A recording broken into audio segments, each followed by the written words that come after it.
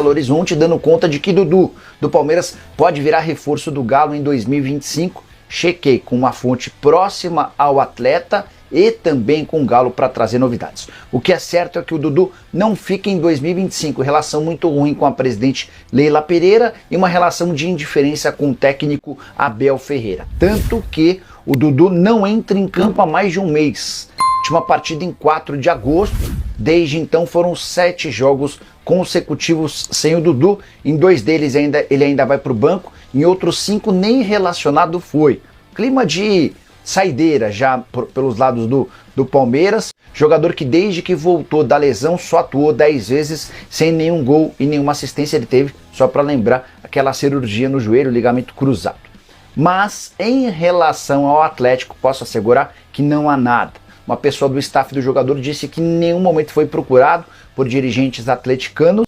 Já uma pessoa do Galo com quem conversei, pessoa do departamento de futebol, afirmou o seguinte, abre aspas, essa é uma viagem da galera, não tem nada de Dudu no Atlético, fecha aspas. De qualquer forma, quero deixar a pergunta no ar. Depois da negociação frustrada com o Cruzeiro, o Dudu seria alternativa para o Atlético em 2025? O Globo Esporte está na casa de um jogador do Atlético que gosta de cuidar do visual. E nessa temporada, ele adotou um estilo diferente, com tranças no cabelo. Volante Otávio, são as tranças da sorte, Otávio. Obrigado por nos receber, viu? Eu que agradeço, né? Muitos torcedores até falam, não tire mais as tranças, que tá dando sorte. E a levantada do Otávio, perfeito, o Saravia de costas pro gol, mete de cabeça, vence o goleiro. Agora a gente tá aqui porque o Otávio, ele recebeu um pedido de uma fã e o Otávio resolveu fazer uma surpresa para ela. É a Duda, de 14 anos, que ela faz já uns trabalhos com tranças, ela tá aprendendo, mas ela tá vindo aqui sem saber que tá vindo para casa do Otávio, né? Verdade, fico feliz, né, de você ter o carinho dos torcedores, né? A Silvânia, tia da Duda, mandou um e-mail para a assessoria do Otávio sem que a sobrinha soubesse. No texto, ela contou que o sonho da Duda era conhecer o volante do Galo e fazer as tranças dele. Então agora é o seguinte, daqui a pouquinho a Duda vai chegar, ela não sabe de nada, ela não sabe que está vindo para casa do Otávio, acha que está indo para casa de um cliente qualquer. Eu tô doido para ver como é que vai ser. A Carol, a transista que cuida dos cabelos do Otávio, foi adiantando os trabalhos. Até que a Duda chegou. Bem-vinda, por favor, Duda. Seu cliente está te esperando aqui.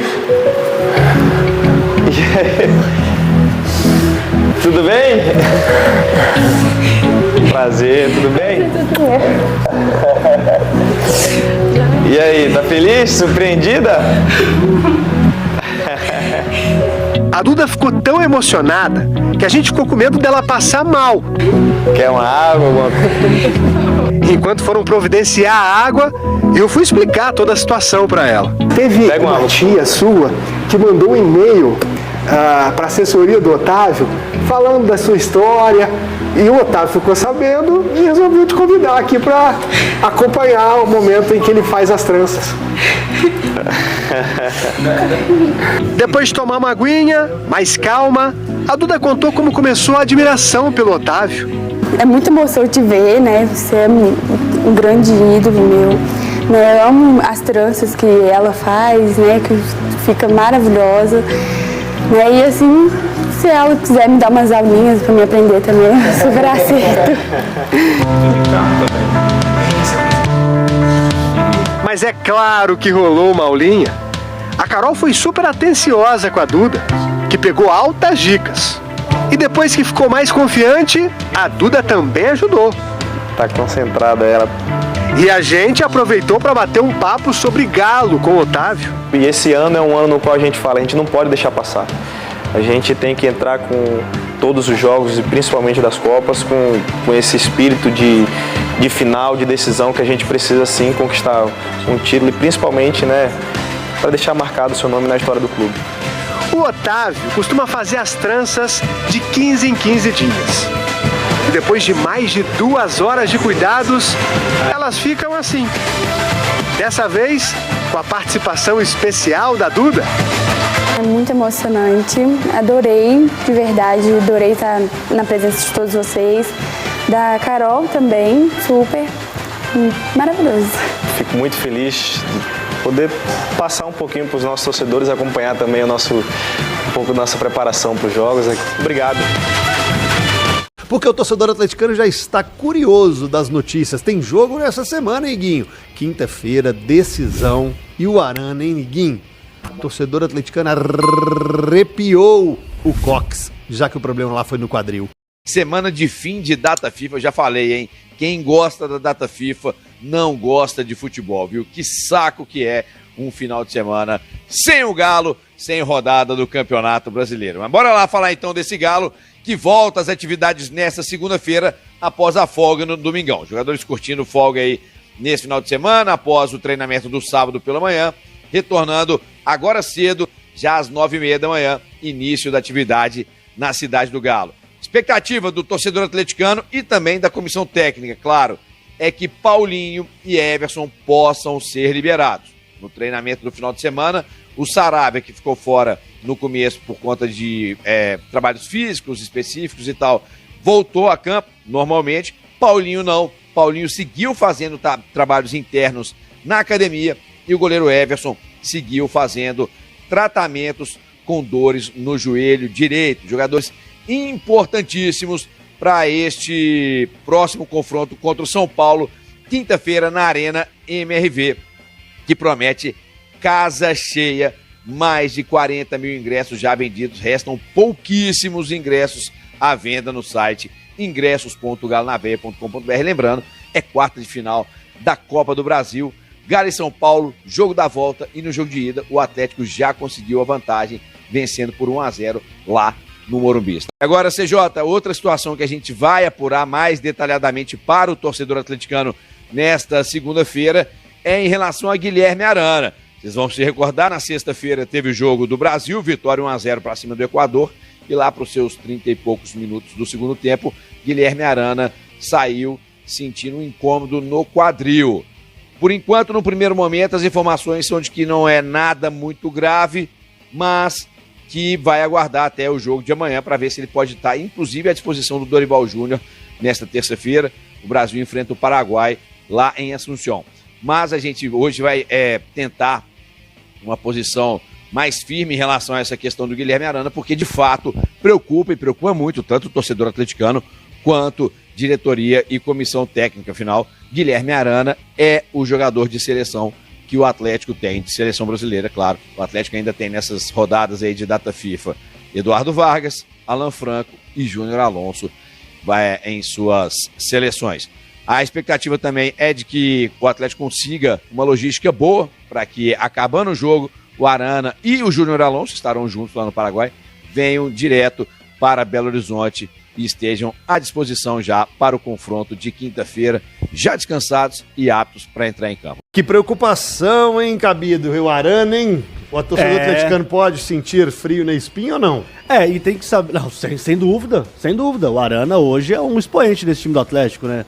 Talvez ao lado ali do Scarpa e do Hulk, são dois jogadores mais importantes da equipe, mas não há de ser nada, né, Jota? Vamos torcer, ainda tem o jogo da seleção amanhã, vamos ver como é que ele vai se posicionar também neste jogo da seleção brasileira, né, do técnico Dorival Júnior, mas sem dúvida nenhuma preocupa e dá aquele friozinho na barriga, né, porque tá todo mundo pensando aqui em Belo Horizonte no jogo de quinta-feira contra o São Paulo, que o Atlético já tá vencendo por 1-0, inclusive, né? O Everson concedeu uma entrevista ao programa Bola da Vez da ESPN no último sábado, até agradecer aqui a ESPN pela sessão das imagens, do áudio, agradecer aí o carinho e o cuidado também. O nosso produtor aqui, Rafa Silveira, o Everson comentou sobre a partida contra o São Paulo, pela Copa do Brasil, e contra o Fluminense, pela Liberta. Olha só.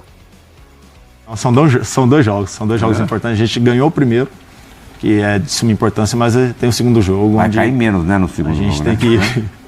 Depende do tanto de defesa. Olha lá. Mas, como eu falei, são dois tricolores, atuais campeões da sua competição, onde aumenta mais ainda a responsabilidade, onde aumenta a dificuldade. mas que a gente possa fazer 2 grandes jogos e respeitar a equipe adversária, respeitar os 2 tricolores, mas que a gente possa conquistar essas 2 tão sonhadas classificações. Na Copa temos chances reais e no Brasileiro estamos distantes. Ano passado a gente também estava distante, como estava esse ano, e a gente pegou um caminho ali que a gente ia até a penúltima rodada, a gente brigava por título. Lógico que a chance era remota de título, mas eu me lembro quando a gente foi eliminado da Libertadores, a gente começou o segundo turno, a gente estava 20 pontos atrás do Botafogo. A gente terminou 4 ou 5 pontos à frente do Botafogo. Então a gente teve uma campanha de buscar, né, de retomada muito boa. Lógico que a gente sabe que é muito difícil, mas vamos pensar jogo a jogo no Brasileiro, fazer os 3 pontos para que a gente possa voltar para o G6 e, consequentemente, passar dos adversários na Copa, que vai ser muito difícil, mas aí, passando por eles, a gente ganha confiança também no Brasileiro. Em conversa ainda com o apresentador, o André Plihal, ele se emocionou ao lembrar do desabafo feito no dia 23 de junho, após o empate de 1-1 entre o Galo e Fortaleza no Campeonato Brasileiro.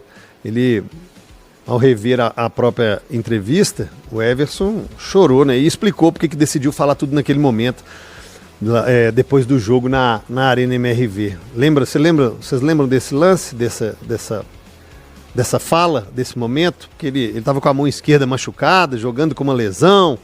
Aí ele comentou sobre como a saúde mental afeta o desempenho esportivo. Aliás, nem a imprensa, ninguém, nem torcida, a gente consegue mensurar, medir e opinar sobre a saúde mental dos atletas, porque é um ambiente de pressão absurdo. E ele mencionou o trabalho psicológico que realiza tanto no clube quanto fora dele. Olha que importante esse depoimento.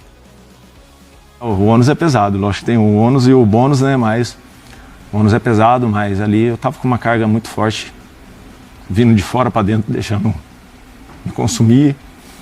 Lógico que não eram os 9 milhões de torcedores do Atlético que às vezes por tomar um gol ou outro eu acabava sendo cobrado, e eu acabei trazendo muito para mim. E antes disso eu já tenho trabalho psicológico, já faço trabalho psicológico faz 2 anos, fora do clube, fora todo o suporte que eu tenho no clube, né? A gente tem 2 profissionais lá, a Michele e o Pato, que é um profissional também da nossa comissão técnica. Não sou perfeito, posso ter algumas dificuldades em alguns quesitos, mas como eu falei, eu estou 4 anos no Atlético. Passaram 6 treinadores, contando 2 passagens do Cuca, 7, contando o Lucas Gonçalves, 8. E com esses 8 treinadores que passaram pelo Atlético, eu sempre estive titular. Eu não sou titular, eu estou titular por conta do meu trabalho diário, dia a dia. Não só dentro do clube, mas como fora, trabalho psicológico, mas como fora, trabalho com personal também, para que eu possa estar sempre apto e trabalhando em alto rendimento para ajudar o clube. Como eu falei, esse é um clube que eu tenho uma simpatia enorme. Hoje posso dizer que eu amo jogar no Atlético. E por conta dessa avalanche que acabou vindo, acabou me consumindo por praticamente ser um torcedor já. Um torcedor ali dentro de campo, e a gente não vivia passando um bom momento. Hoje a gente até não está no bom momento no Brasileiro ainda. A gente pode melhorar, mas ali por conta de não estar passando um bom momento também, então ver essa avalanche eu acabei sendo fraco naquele momento, acabei deixando muitas coisas me consumir e acabei desabafando, que era o melhor para mim naquele momento, e com certeza foi bom. Como eu falei, esses 30 dias que eu fiquei parado em casa foi bom também para mim ver que também o problema não era o Everson.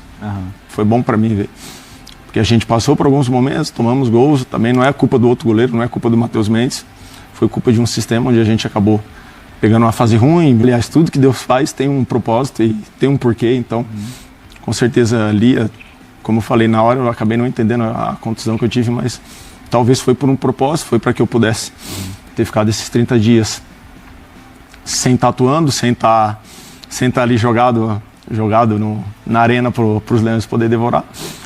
Mas eu pude estar ali, pude ver que o problema não era eu e pude concentrar para que eu pudesse voltar e desempenhar meu trabalho.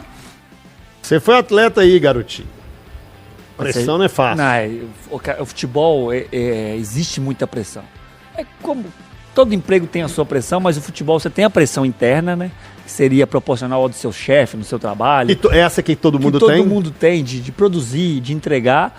E o futebol, você tem a pressão externa, né? Você mexe com paixão. Como ele disse, ele tem 9 milhões de torcedores que vão te cobrar ou vão te elogiar. Então, você sabe que tem gente que escuta isso e fala, também pelo que ganha, se separa, isso é frescura, tem gente que fala. A questão do dinheiro não é... Idiotice acho que não vem ao caso, porque você vai produzir, independentemente de quanto você recebe, se existe sua pressão a diferença do seu chefe. A diferença no futebol é essa.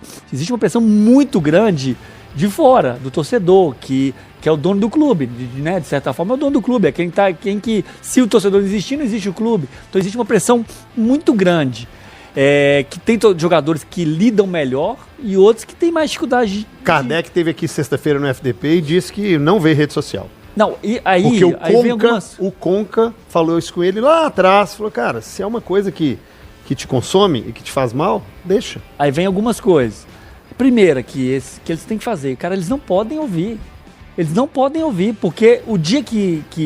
Isso é a minha análise. Tem gente que fala que, eu ouço, eu leio, não tem problema. Não sei se é verdade. Todo mundo é ser humano e a gente sente muito as críticas. Acho que depende do dia, Rafa. Sabia? Tem dia que você tá benzão. Mas mesmo assim, Sérgio. Você tá grandão. Você não faz, nunca faz bem, né? Exato. Você só vai dar ênfase pra negativa. Você vai ter 100 te elogiando e tem um te criticando.